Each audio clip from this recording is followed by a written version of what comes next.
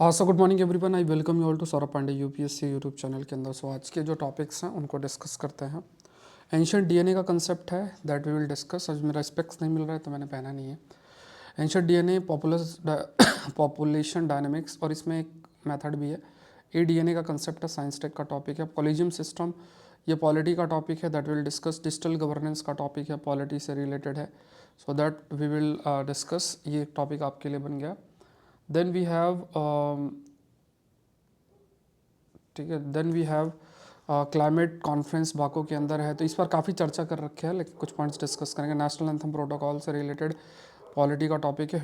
HMPV के बारे में पहले भी डिस्कस किया, कुछ पॉइंट्स देखेंगे। साइंस टेक का टॉपिक है। और फिर जो मेंस का क्वेश्चन मैं आपको देता हूँ दैट इज देयर। तो digital governance is a way forward for citizen centric administration, ये आपका है। तो इसको आपको इलस्ट्रेट करना है।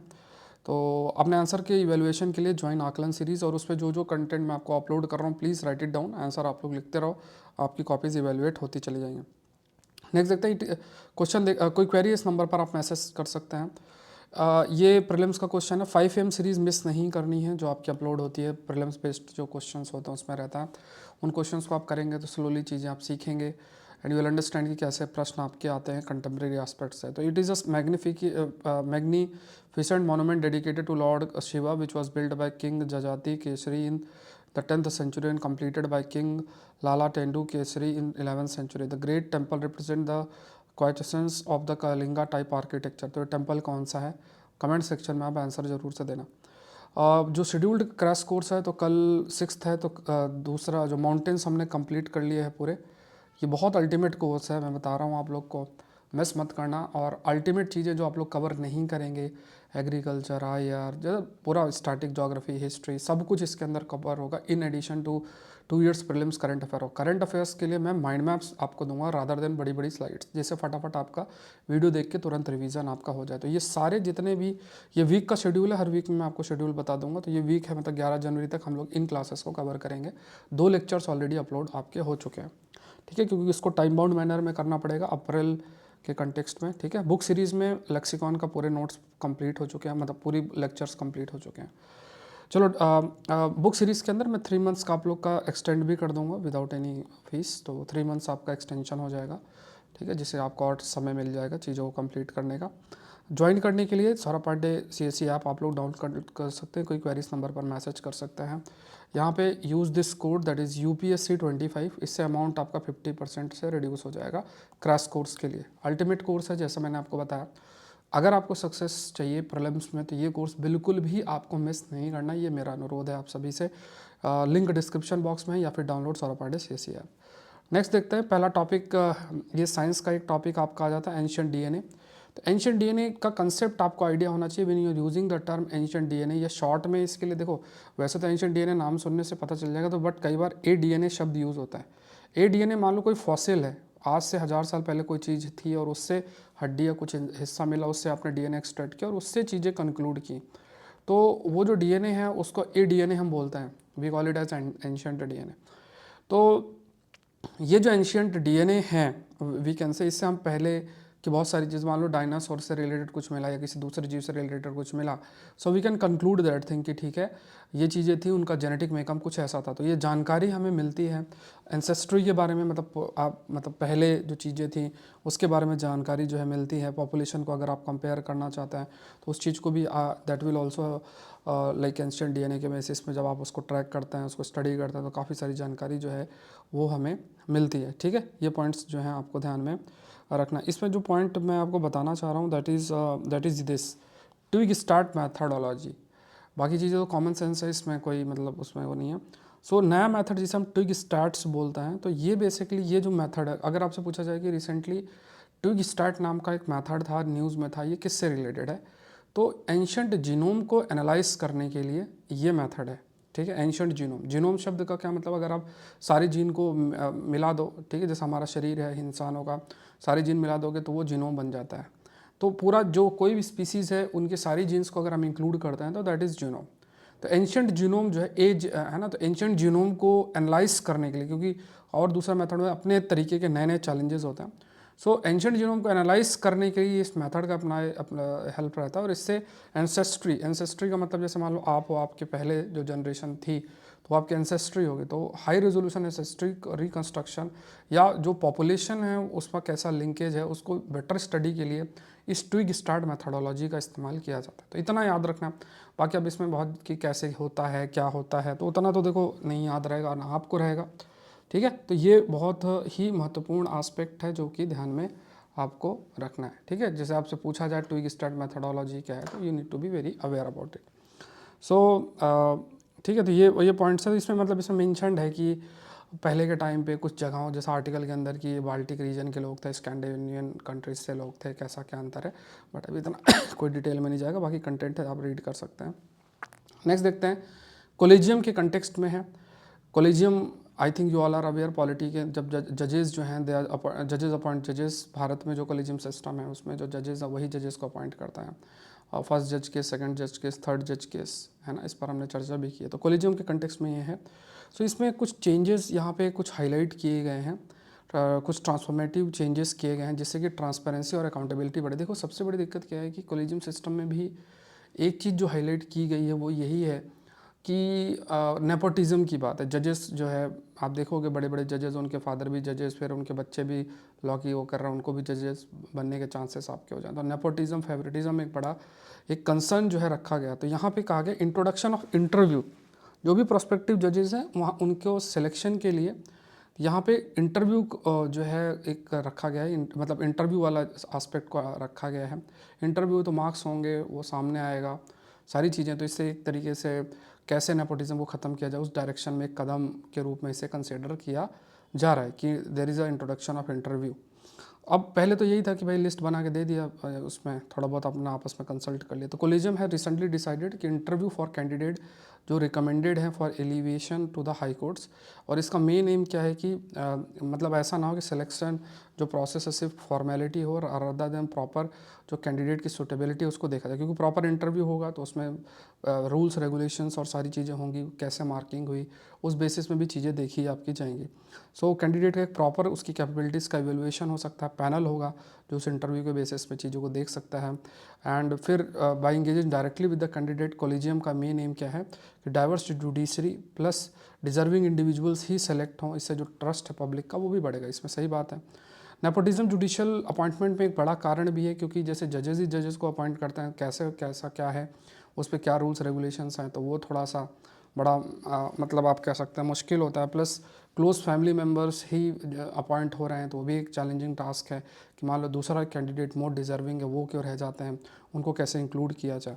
तो इसके एम यही है कि सिलेक्शन प्रोसेस को समान किया जाए, बायसनेस जो है जुडिशियल अपॉइंटमेंट में वो रोका जाए, डिजर्विंग कैंडिडेट को ओवरलुक ना किया जाए, डाइवर्सिटी लेकर आया जाए जुडिशरी के अपॉइंटमेंट के कंटेक्स्ट में। फिर इसके बाद क्या है कि भले ये है यहाँ पे इफेक्टिवनेस जो है इन चेंजेस का डिपेंड करता है सरकार कैसे कोऑपरेट करती है। गवर्नमेंट है कई बार क्या है कि जैसे कई चीज़ें जो कोलिजियम के द्वारा रिकमेंड होते हैं उसको जो है इम्प्लीमेंट नहीं होते, तो ये यहाँ पे गवर्नमेंट का पावर है उसमें कई बार मतलब इसलिए कहा भी जाता है कि अपॉइंटमेंट प्रोसेस में एग्जीक्यूटिव को भी इंक्लूड जो है करना चाहिए।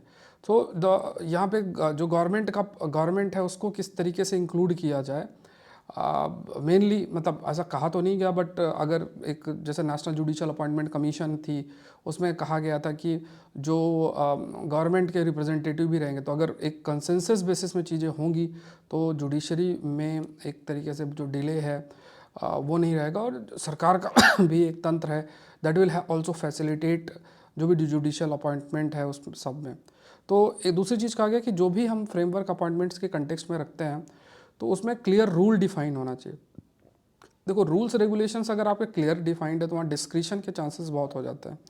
तो यहाँ पे कोई भी ऐसा एक्शन हो जहाँ पे आर्बिट्ररी मतलब मन चाहा अगर गवर्नमेंट एक्शन है तो मतलब वो ना रहे।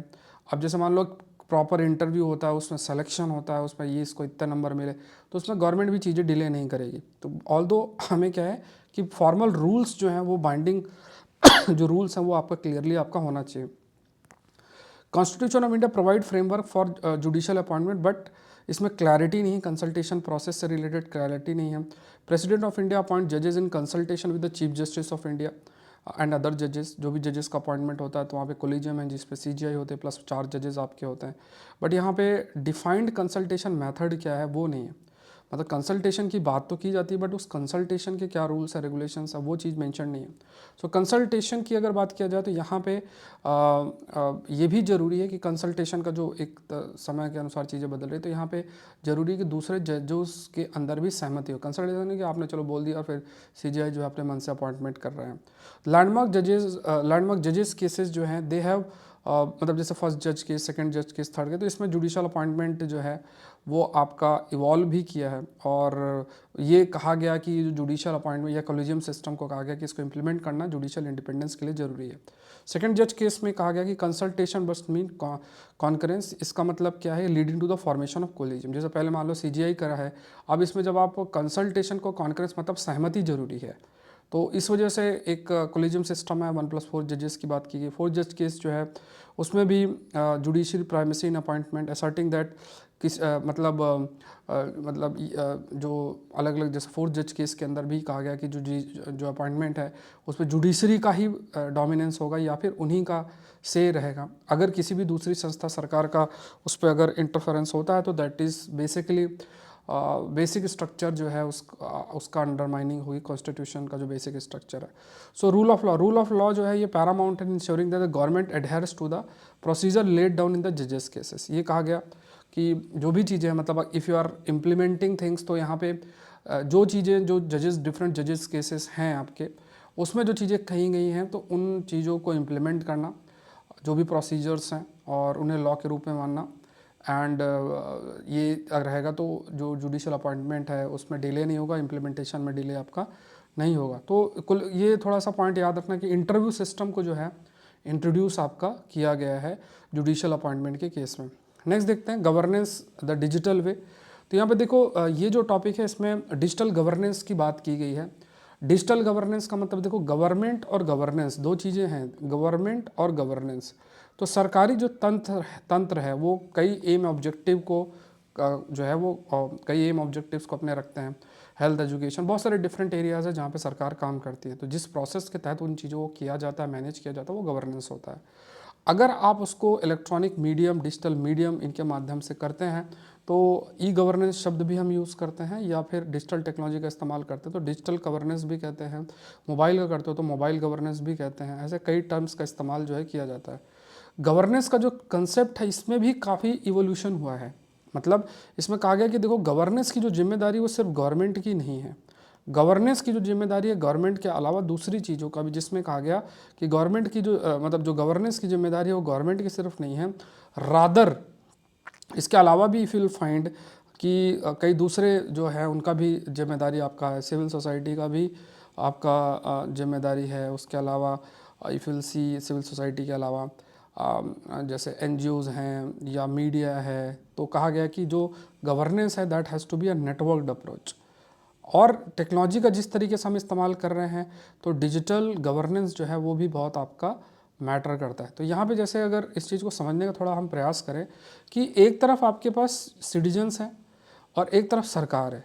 तो सरकार अगर कोई चीज़ करना चाह रही है, सिटीजन्स के लिए कोई चीज़ करना चाह रही है जो गवर्नेंस का प्रोसेस है, तो उसमें डिजिटल टेक्नोलॉजी का एक महत्वपूर्ण रोल बन रहा है।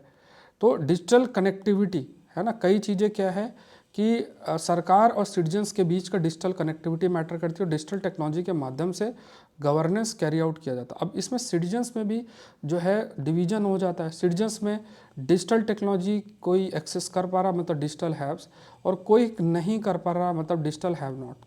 तो एक तरफ आपके पास डिजिटल हैव है, दूसरी तरफ आपका डिजिटल हैव नॉट है। ठीक है, तो डिजिटल टेक्नोलॉजी कोई एक्सेस कर रहा है, कोई नहीं कर रहा है। तो यहाँ पे जो हैव नॉट्स हैं वो क्या हो गए, डिप्राइव्ड हो जाएंगे। और ये जो इनइक्वालिटी है इससे बहुत सारी सर्विसेज उनको डिनाई हो जाएंगी। क्यों? अगर सरकार डिजिटल टेक्नोलॉजी के डिजिटल गवर्नेंस की तरफ फोकस कर रही है। तो ये चैलेंजेस सरकारों को जो है वो मीट करना पड़ेगा। मतलब डिजिटल हैव और हैव नॉट का गैप जो है उसको रिड्यूस करना पड़ेगा गवर्नमेंट को। दूसरा, सिटीजन्स जो है उनके अंदर अवेयरनेस भी होना बहुत ज़रूरी है। अगर अवेयरनेस नहीं है तब भी वो डिजिटल गवर्नेंस का बेनिफिट जो है नहीं उठा पाएंगे। प्लस आपको डिजिटल इंफ्रास्ट्रक्चर भी आपके होना चाहिए, प्रॉपर डिजिटल इंफ्रास्ट्रक्चर होना चाहिए। प्रॉपर ये भी है कोई कहीं डिजिटल इंफ्रास्ट्रक्चर है कहीं नहीं है, तो जहाँ नहीं है तो वहाँ पे वो डिजिटल गवर्नेंस का बेनिफिट नहीं उठा पाएंगे। तो ये सब कंसिडरेशन। अब इसके अलावा कि सिटीजन सेंट्रिक जो एडमिनिस्ट्रेशन हम डेवलप भी कर रहे हैं, सिटीजन सर्विसेज को जो हम इम्प्रूव करना चाह रहे हैं, हैं। तो यहाँ पे बहुत इंपॉर्टेंट है, जो सर्विस डिलीवरी की बात करें तो यहाँ पे कहा गया है कि मतलब इसमें जो डिजिटल टेक्नोलॉजी से रिलेटेड मान लो सरकारी तंत्र है, उसमें जो चीज़ें रन कर रहे हैं, तो जो डिजिटल टेक्नोलॉजी से रिलेटेड अवेयरनेस है, स्किल है, वो भी होना जरूरी, तभी भी डिजिटल गवर्नेंस आप इस्टाब्लिश कर सकते हो। सिटीजन सर्विसेज को इन्हेंस किया जाएगा, तो यहाँ पे सिटीजन सर्विसेज को इन्हेंस आपका किया जाएगा। घर बैठे सारी सर्विसेज आप एक्सेस कर सकते हैं, है ना। तो जैसे आज के टाइम पे क्या है कि आप चीज़ें फॉर्म भरो, जैसे पासपोर्ट का देखो, आप आपने शेड्यूल लिया, शेड्यूल लेके जो एक आपका समय है, गए पासपोर्ट ऑफिस हो गया। पहले बहुत टाइम लगता था, बहुत दिक्कतें होती थी। गवर्नमेंट एम्प्लॉयज़ को भी एम्पावर करना ज़रूरी है, ये बहुत इंपॉर्टेंट है।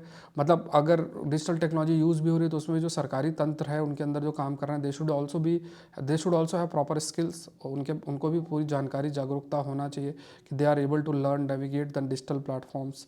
फिर उसमें और द साथ है modern governance, Chanakya governance principles जो है, अगर देखा जाए तो Arthashastra provide insight to statecraft, economic policy and ethical leadership. And ये जो मॉडर्न गवर्नेंस है, पब्लिक एडमिनिस्ट्रेशन है, need for skilled workforce and governance, इस चीज़ को हाईलाइट किया गया। मतलब इवन अर्थशास्त्र की बात करेंगे तो जो कौटिल्य चाणक्य के द्वारा लिखी गई है, तो उसमें भी स्किल्ड वर्कफोर्स की बात की गई। अभी भी आप देखो सी सैट और ये सब बहुत ज़्यादा टफ करने का एक रीज़न भी ये होता है कि जो टेक्नोलॉजी के प्रति जो ज़्यादा अवेयरनेस है, स्किल्ड लोग हैं, वो सिस्टम के अंदर है, वो इंपॉर्टेंट है। फिर capacity building in digital governance, तो यहाँ पे गवर्नमेंट के वर्क कल्चर में भी चेंजेस आएंगे। कैसे गवर्नमेंट एम्प्लॉय कार्य करते हैं, टेक्नोलॉजी को कैसे अडॉप्ट करते हैं, इफेक्टिव कम्युनिकेशन सिस्टम को फॉलो करना, टेक्नोलॉजी का यूज़ करके इन्फॉर्म डिसीजन मेकिंग करना। तो वर्क कल्चर में भी बहुत जो बदलाव है। जो वर्क अभी तो क्या सरकारी बड़ी बड़ी फाइलें हैं और इस टाइप का, तो ये सब अवॉइड करना। कम्युनिकेशन, इफेक्टिव कम्युनिकेशन हो, ये ज़रूरी, इन्फॉर्म डिसीजन मेकिंग हो। जैसे IGOT कर्मयोगी, यहाँ पे कहा गया है, एक इनिशिएटिव लिया गया आई गॉट कर्मयोगी प्लेटफॉर्म, जो कि 2020 में लॉन्च किया गया था। ये भी ऑनलाइन ट्रेनिंग पोर्टल है, जिसके माध्यम से गवर्नमेंट ऑफिशियल को एसेंशियल जो स्किल है वो प्रोवाइड किया जाए डिजिटल टेक्नोलॉजी से रिलेटेड, और दूसरी जो स्किल्स हैं वो आपकी प्रोवाइड किया जाए। उसके बाद ऑफिस इनिशिएटिव भी आपका है, जिसमें भी जो गवर्नमेंट वर्क फ्लो है उसको डिजिटाइज करना। तो इसमें पेपर वर्क पर जो आप कह सकते हो जो डिपेंडेंसी है वो आपकी काफ़ी हद तक रिड्यूस होगी। फाइल मैनेजमेंट और वो सारी चीज़ें जो है वो ऑफिस के माध्यम से किया जाएगा। GEM है, कोई चीज़ खरीदना है सरकारी ऑफिस को, तो GEM जो जेम पोर्टल है उसका इस्तेमाल करके किया जा सकता है। तो ये सब एग्जाम्पल आप डिजिटल गवर्नेंस में, गवर्नेंस के अंदर मेंशन कर सकते हैं। UPSC कई बार मेंस के अंदर पूछता है। चैलेंज जो है डिजिटल गवर्नेंस में वो क्या है, वो चेंज है ना। मतलब अब मान लो कि ब्यूरोक्रेटिक स्ट्रक्चर, अब आप ही देखोगे कि बहुत सारे ब्यूरोक्रेट्स होंगे, अब वो फ़ोन ऑन ऑफ ही करना चाहेंगे, या फेसबुक और दूसरी जो सोशल मीडिया उसको चला के वीडियो देख लिया, बस इतना ही है। बाकी उसको सरकारी तंत्र जो मेनली सिटीजन सेंट्रिक जो सर्विसेज हैं उनको फैसिलिटेट करने के लिए कैसे डिजिटल टेक्नोलॉजी का यूज़ किया जाए, तो उसमें चीज़ें जो है हाईलाइटेड नहीं है। डिजिटल डिवाइड अनदर एक इशू है, स्पेशल रूरल एरियाज़ में।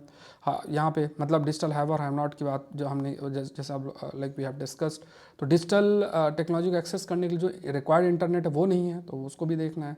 फिर साइबर सिक्योरिटी कंसर्न भी है। अगर पूरा का पूरा डिजिटल प्लेटफॉर्म है आपका, उसमें ये भी ज़रूरी है कि वो सिक्योर हो। अगर सपोज़ करो फाइनेंशियल सर्विसेज भी आज यूज़ हो रही हैं, या बैंक अकाउंट्स हैं, या बहुत सारी जो है वो उसमें डिजिटल टेक्नोलॉजी का इस्तेमाल हो रहा है। अब उसमें भी अगर किसी ने पासवर्ड ले लिया सारा जो भी पैसा है वो ले लिया, तो क्योंकि अगर डिजिटल अवेयरनेस नहीं है तो उसमें बहुत सारे इश्यूज़ हैं। तो साइबर सिक्योरिटी इंश्योर करना, खास तौर से सेंसिटिव इन्फॉर्मेशन को कैसे प्रोटेक्ट करें, ये बहुत इंपॉर्टेंट है। फिर यहाँ पे कंटिन्यूस लर्निंग एंड अडॉप्टेबिलिटी, ये बहुत इंपॉर्टेंट है। डिजिटल जो नए नए टूल्स आ रहे हैं उनको यूज़ करना, उनको ट्रेनिंग प्रोवाइड करना, जो भी एम्प्लॉयज़ सरकारी तंत्र में काम कर रहे हैं उनको अप स्किल करना, ये सब है। अब जब हम ऐसे करेंगे तो फिर एक अच्छी वर्कफोर्स बनेगी, क्योंकि बिना डिजिटली इक्विप्ड और डिजिटली स्किल्ड वर्कफोर्स के आप कभी भी जो डिजिटल गवर्नेंस है वो कैरी आउट नहीं कर सकते हैं।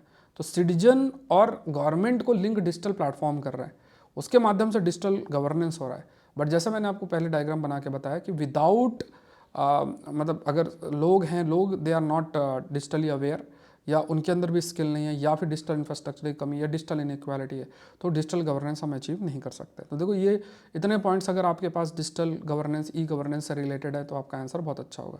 चलो, end of global climate policy, इस पर देखो बहुत चर्चा ऑलरेडी हम लोगों ने कर रखी है, ठीक है। तो थोड़ा सा बता देता हूँ, बट ये कम से कम 4-5-6 टॉपिक्स जो है, जो आपका बाकू जो अभी conference of party meetings COP29 I think जो हुई थी, उस पर हमने काफ़ी सारी चर्चा कर रखी है। ठीक है, तो अगर आप चाहो तो इसको रीड कर सकते हो। तो यहाँ पे डेवलप्ड और डेवलपिंग कंट्रीज़ हैं, है ना, उसके कंटेक्स्ट में है ना। तो ये चीज़ें इसके अंदर पूरा वो मैंने पॉइंट से ऐड कर लिए हैं। डेवलप्ड और डेवलपिंग कंट्रीज़ का क्या थॉट प्रोसेस है, ये चीज़ जो है उसमें ऑलरेडी इसमें मेंशन्ड है। आप चाहो तो इसको रीड कर लेना, क्योंकि इसमें काफ़ी सारे आर्टिकल्स ऑलरेडी इस टॉपिक पे जो है डिस्कस हम लोगों ने कर रखे हैं। If you just want to थोड़ा गो थ्रू हो जाना। ठीक है, let's move to the next. एक टॉपिक आपका आता है, I hope you all remember, COP29 पे हमने काफ़ी चर्चा कर रखी है। Decoding the national anthem controversy है। नेशनल एंथम, अब इसमें देखो पहले तो जो इसमें कॉन्स्टिट्यूशनल एंगल है उस पर हम डिस्कस करेंगे, पॉलिटी का टॉपिक है। फंडामेंटल ड्यूटी सेक्शन 51A जो है इंडियन कॉन्स्टिट्यूशन का, उसमें है कि आपको like you have to respect the constitution, उसके आइडियल, इंस्टीट्यूशन, नेशनल फ्लैग और नेशनल एंथम, ये आपकी फंडामेंटल ड्यूटी है जो कि मेंशन्ड है। अब यहाँ पे जैसे जो फुल वर्जन है नेशनल एंथम का, बेसिकली सिविल मिलिट्री जो इन्वेस्टर्स हैं या नेशनल सैल्यूट है, परेड है, फॉर्मल स्टेट फंक्शंस हैं जिसमें प्रेसिडेंट गवर्नर इन्वॉल्व है, उसमें पूरी नेशनल एंथम प्ले की जाती है। प्रेसिडेंशियल जो फंक्शन होते हैं तो एंथम जो is played upon president's arrival, या प्रेसिडेंट आते हैं या departure from the formal state functions, या before and after his address on All India Radio, जो आपका एड्रेस होता है तो उससे पहले और बाद में भी जो आपका एंथम है वो प्ले की जाती है। गवर्नर की बात करें, सिमिलर प्रोटोकॉल जो है गवर्नर, लेफ्टिनेंट गवर्नर के लिए भी होता है during their formal state functions during arrival and departure. तो ये चीज़ है, ये पॉइंट आपको याद रखना है कि किस टाइम पे आपसे पूछा जा सकता है कि किस टाइम पे जो नेशनल एंथम है वो प्ले की जाती है। मास सिंगिंग रिक्वायरमेंट है, मास सिंगिंग रिक्वायर्ड होता है ड्यूरिंग नेशनल फ्लैग जब वो किया जाता है ना, जो झंडारोहण किया जाता है, कोई कल्चरल ओकेशन होता है, पब्लिक फंक्शन है जिसको प्रेसिडेंट अटेंड करते हैं, तो उसमें मास सिंगिंग का रिक्वायरमेंट है। Flag anthem is played when the national flag is paraded during the presentation of the regimental colour and for the hoisting of the colour in the navy. तो ये कई सारे हैं एंथम प्ले किया जाता है, जैसे नेशनल फ्लैग परेड है ना, नेशनल फ्लैग को लेकर जाया जा रहा है, या रेजिमेंट कलर है ना वो आर्मी से रिलेटेड, या फिर होस्टिंग ऑफ कलर नेवी की है ना, नेवी के कंटेक्स्ट में कहा जाए तो वहाँ पे जो फ्लैग किया जाता है तो वहाँ पे भी आपका नेशनल एंथम जो है प्ले किया जाता है। Ceremonial function, anthem is integral to various ceremonial functions, national pride और यूनिटी से रिलेटेड है तो वहाँ पे भी होता है। तो ये कुछ पॉइंट्स आपको बस इतना याद रखना है। बाकी इसमें कुछ कंट्रोवर्सी भी है, वो आप रीड कर लो, कंट्रोवर्सी वैसे भी हम लोग डिस्कस नहीं करते। नेक्स्ट देखते हैं ह्यूमन मेटा न्यूमो वायरस। अब इसमें मैंने एक टॉपिक निकाला है, बाकी चीज़ें तो आपने पढ़ाई है, क्योंकि ये वायरस है तो इस पर कुछ ना कुछ प्रीलिम्स में प्रश्न आपको ज़रूर से दिखेगा। तो HMPV है, इसके बारे में हमने बेसिक पहले डिस्कस किया है, बट ये किस फैमिली से बिलोंग करता है, न्यूमोविरिडाई फैमिली से ये वायरस आपका बिलोंग करता है। ठीक है, रेस्पिरेटरी सिंस्टिकल वायरस है। अब इसमें देखो कई चीज़ें हैं, केसेस भारत में भी शायद जब मैं रिकॉर्ड कर रहा हूँ तब आठ के आसपास केसेस हो चुके हैं इंडिया के अंदर। अब इसमें कंसर्न है कि नहीं, कि देखो वायरस जो होता है ना, एक चीज़ इंटरेस्टिंग आप समझना कि जो वायरस है ये RNA बेस्ड है। अब क्योंकि वायरस जो है अपने आप को बहुत तेज़ी से बदल रहे हैं, US के अंदर H5 मतलब आई थिंक एवियन इन्फ्लुएंजा वाले वायरस से एक इंसान की मौत हो गई। अभी कल ही शायद हमने डिस्कस किया कि एवियन इन्फ्लुएंजा वायरस की वजह से लीपर्ड और शायद टाइगर की मौत हो गई। तो एवियन इन्फ्लुएंजा बेसिकली बर्ड्स को अफेक्ट करता है।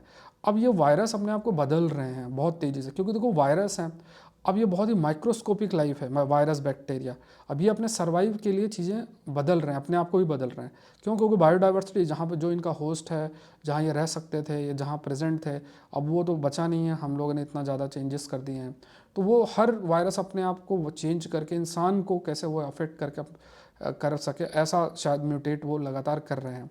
अगर वो म्यूटेशन होता है, मतलब अगर जैसे पहले HMV वायरस, अब जैसे मान लो कोविड है तो सार्स, ये कोविड वायरस का जो मतलब है SARS-CoV-2 ये है, कोरोना वायरस जिसे सार्स वायरस है। सार्स बेसिकली कोई नया वायरस नहीं, वो भी पहले से था, बट ये सार्स जो वायरस उसने आपको बदल लिया, और जो उसका नया फॉर्म था COVID-19 के लिए रिस्पॉन्सिबल आपका रहा। तो HMV वायरस जो है वो अपने आप को चेंज ना करे, म्यूटेट ना करे। अगर वो जैसे था पहले वैसा ही है तब तो इतना इफेक्ट नहीं रहेगा, लेकिन हाँ अगर उसने चेंज कर दिया और तेज़ी से वो इन्फेक्ट कर रहा है, और किसी की इम्यूनिटी वीक है, क्योंकि आज के टाइम पे 100 में से 5 की इम्यूनिटी वीक होती ही है ना, और 100 में से आप देखोगे कि बच्चे भी छोटे 5 साल से कम, या एडल्टली पॉपुलेशन काफ़ी, तो इन्हीं को अगर टारगेट होगा तो आप देखोगे कि बहुत लार्ज पॉपुलेशन इन्फेक्ट और अफेक्ट इनसे होगी। तो एक पॉइंट आपको ध्यान रखना है कि RNA बेस्ड वायरस। अब चलो इसमें दूसरा प्रश्न क्या बन सकता है कि RNA वायरस और DNA वायरस में अंतर क्या है। तो जो DNA वायरस होते हैं वो ज़्यादा स्टेबल होते हैं, ठीक है। DNA वायरस में DNA जेनेटिक मटेरियल है डबल स्टैंडर्ड है, ये सिंगल स्टैंडर्ड होते हैं। म्यूटेशन लेस होता है, ये म्यूटेशन इसमें हायर होता है। आरएनए डीएनए वाले स्टेबल होते हैं, आरएनए वाले से इतना अनस्टेबल नहीं होते हैं। न्यूक्लियस ऑफ द होस्ट में ये रेप्लिकेट करते हैं। ये जो साइटोप्लाज्म मतलब सेल का, जो सेल के अंदर न्यूक्लियर के बाहर का हिस्सा सेल के अंदर वो साइटोप्लाज्म होता है। इसका लार्ज जीनोम होता है, स्मॉल जीनोम होता है, ठीक है। तो ये डीएनए वायरस और आरएनए वायरस में बेसिक अंतर है कि क्योंकि ये आरएनए बेस्ड वायरस है तो इसमें ये इतना स्टेबल नहीं, इसमें म्यूटेशन होगा। अब इसमें मैंने एक चीज़ और भी इंक्लूड कर ली है जो यूपीएससी का लेवल है, ठीक है। ये अब टीचर का रोल हो जाता है, ऐसा नहीं कि जो न्यूज़पेपर में आया उसी को रीड कर लिया। तो यहीं से फिर सारा खेल हो जाता है, जो चीज़ें हमें जानना चाहिए। अब देखो एक टर्म बार बार यूज़ हो रही है, that is antiviral drug. Antiviral drug का मतलब होता है कि ऐसी दवा जो कि वायरस के खिलाफ हो। अब इसमें भी आपको देखना है कि एंटीवायरल ड्रग, तो जैसे इन्फ्लुएंजा वायरस है, इसमें M2 आयन चैनल ब्लॉकर एक होता है, RNA dependent RNA polymerase inhibitor होता है। तो मतलब ये दवाइयों के नाम है कि मतलब आरएनए डिपेंडेंट या आरएनए पॉलीमरेज इनहिबिटर है। इसके बाद IFNA monotherapy, direct acting antiviral. SARS-CoV-2 में देखोगे तो डायरेक्ट एक्टिंग एंटीवायरल्स का इस्तेमाल हो रहा था, आरएनए रेप्लिकेशन इनहिबिटर। क्योंकि देखो आरएनए बेस्ड जो वायरस है, तो अगर आरएनए इनहिबिटर मतलब कि जो जेनेटिक मटेरियल है वही उसका आगे ना बढ़ पाए, तो नहीं बढ़ पाएगा तो वैसे ही वायरस मर जाएगा। तो इसके बाद है ना, इसके बाद आप देखो आरएनए बेस्ड थेरोपेटिक्स है जो कि आरएनए पर बेस्ड है। तो इसमें आरएनए इंटरफेरेंस है, तो इसमें आरएनए के एक्सप्रेशन को साइलेंस करना, मतलब आरएनए अपने आप को, क्योंकि आरएनए जो है उसके एक्सप्रेशन को साइलेंस करने का मतलब कि it will not be able to express itself, अपने फंक्शन को नहीं कर पाएगा। फिर उसके बाद जैसे यहाँ पे क्रिस्पर CS9 टेक्नोलॉजी जो कि जीनोम एडिटिंग के लिए इस्तेमाल होता है, कि जो डीएनए है उसको पर्टिकुलर सीक्वेंस को काट के और मतलब किसी चीज़ को रोका जा सकता है ना, या नए जीन्स जो है वहाँ इंट्रोड्यूस किए जा सकते हैं। तो क्रिस्पर CS9 टेक्नोलॉजी पर हमने काफ़ी चर्चा की है। फिर उसके बाद ये पे एप्टामर करके है। So these are also single standard oligonucleotide sequence specifically bind to inhibit protein expression. तो एप्टामर भी एक तरीके से एक प्रकार से आरएनए बेस्ड इंटर थेराप्यूटिक्स है, मतलब दवा के रूप में आप मानो, मतलब जो कि इस्तेमाल होता है ख़ास तौर से ये किसी प्रोटीन के एक्सप्रेशन को रोकता है। प्रोटीन का एक्सप्रेशन है ना, तो कई प्रोटीन अपने आप को एक्सप्रेस करती हैं जो हमारे शरीर के अंदर प्रेजेंट है, और वो कई फंक्शंस आपके परफॉर्म होते हैं। फिर माइक्रो आरएनए की बात करें तो ये बेसिकली ट्यूमर जो कैंसर है उसके लिए लाइक प्रोग्रेशन के लिए इनका रोल है ना। और इसका ये एक प्रकार से जो mRNA है इन्हें बायोमार्कर के रूप में इस्तेमाल हो सकता है, जिसके माध्यम से बायोमार्कर का मतलब कि एक साइन के रूप में कंसिडर हो सकता है, जिसके माध्यम से हमें पता चल सकता है कि हाँ ये जो किसी पर्टिकुलर स्टेज ऑफ कैंसर पे है। फिर आपका mRNA बेस्ड वैक्सीन है, तो ये ध्यान में रखना है कि देखो mRNA में M क्या है, मैसेंजर। तो मैसेंजर आरएनए वैक्सीन का भी इस्तेमाल, जैसे मान लो कोरोना वायरस है, कोरोना वायरस के ऊपर एक प्रोटीन थी जिसका नाम स्पाइक प्रोटीन था, ठीक है। अब ये स्पाइक प्रोटीन ही इंसानों के सेल में जो मौजूद ACE2 था उससे कांटेक्ट होता था और फिर इंसान के सेल को वो इन्फेक्ट करता था। तो यहाँ पे जो वैक्सीन बनी उसमें S प्रोटीन का जो M है ना, मैसेंजर आरएनए, मतलब मैसेंजर आरएनए के अंदर वो इन्फॉर्मेशन होगी रिलेटेड टू द प्रोटीन। तो ये जो मतलब ये जो mRNA है खासतौर से वायरस से रिलेटेड, उसको यूज़ किया गया और उससे वैक्सीन बनाई गई, जिससे शरीर में वही mRNA का यूज़ करके सेम प्रोटीन बने जिसे S प्रोटीन बोलते हैं, और वही प्रोटीन के खिलाफ शरीर हमारा एंटीबॉडीज़ बना ले। तो mRNA वैक्सीन में डायरेक्टली आप जो वायरस के कंपोनेंट को ना लेके जो प्रोटीन है उससे एसोसिएटेड मैसेंजर आरएनए, मतलब मैसेंजर आरएनए जो इन्फॉर्मेशन कैरी करता है कि कौन सी प्रोटीन है, तो उसका डायरेक्ट mRNA का यूज़ करके शरीर में इंट्रोड्यूस करना और फिर शरीर उसके प्रति एंटीबॉडीज़ बनाता है। तो ये बेसिक चीज़ याद रखना। तो अब ये अगर वायरस से रिलेटेड मान लो कुछ आपका टॉपिक बनता है तो ये भी एक एरिया है जहाँ पे प्रश्न बन सकता है, ठीक है। अभी हमारा काम है इस टिप को सर्च करना।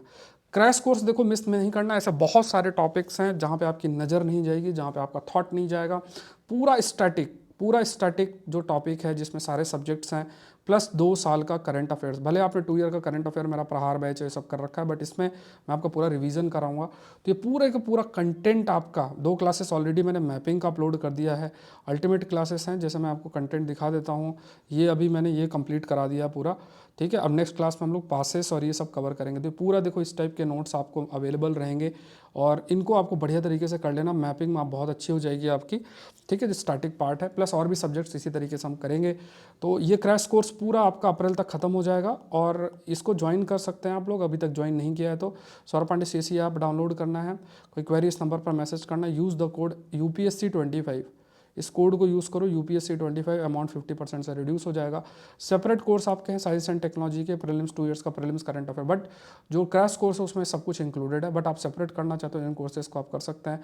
ज्वाइन करने के लिए लिंक डिस्क्रिप्शन बॉक्स में दे रखा है, या फिर आप saurabh.pandey.upsc.com पे जाके ऑल कोर्सेज पे क्लिक कर सकते हैं, या फिर आप मुझसे कनेक्ट कर सकते हैं इस नंबर पर मैसेज करके।